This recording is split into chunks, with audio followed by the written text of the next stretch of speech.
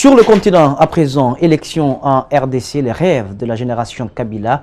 Beaucoup d'électeurs aux prochaines élections en RDC Congo n'étaient pas nés quand Kabila père a renversé le maréchal Mobutu en mai 1997 et la tranche d'âge des 18-25 ans votant pour la première fois, puisqu'il n'y a pas eu d'élection générale depuis décembre 2011, pourrait être déterminante dans la course à la présidentielle. Dans le programme, les candidats dont l'âge varie de 37 à plus de 60 ans ne manquent jamais de promettre des emplois pour la jeunesse, mais leurs promesses peinent souvent à convaincre les jeunes à se rendre aux urnes le 23 décembre prochain.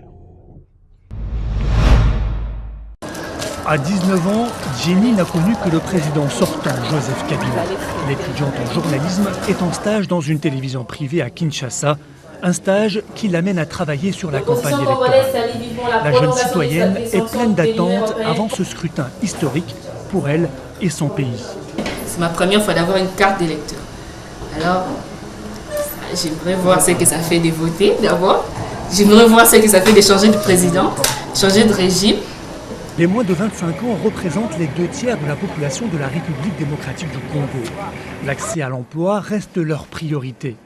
Caprice, 21 ans, rêve d'ouvrir son atelier de couture et lancer sa propre marque de vêtements. Ses préoccupations sont bien loin du scrutin de dimanche.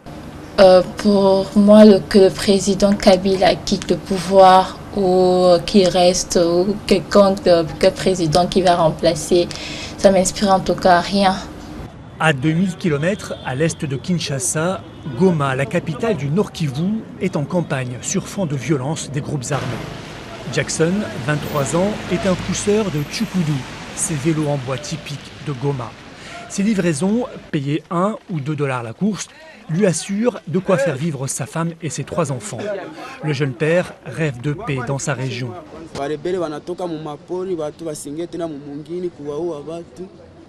Ile kwanza ndio projet yetu tunaweza chunga kwanza na tumongoje kama atakuwa mtawala naye mzuri. Les jeunes Congolais veulent être représentés par leurs dirigeants. Pas facile quand le plus jeune candidat à la présidentielle a déjà 37 ans et très peu de chances d'être élu.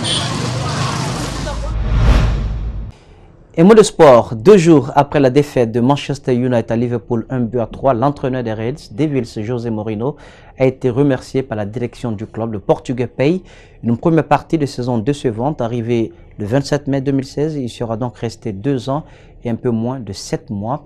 Concernant son remplaçant, difficile de se prononcer si le nom de Zinedine Zidane a souvent été cité. Le club mancunien a annoncé la nomination d'un intérimaire. C'est donc sur cet élément que prend fin cette édition d'information au cadrage pour vous. Bakadine Kamara était présent. À la régie, Lamil Sidibé Mafata Sano, le tout sous la supervision technique d'Ali Kabé de Francis Collier. L'info, c'était aussi sur le www.espace-tv-guinée.info, passionné agréable sur le programme sur Espace TV, la télé de notre planète.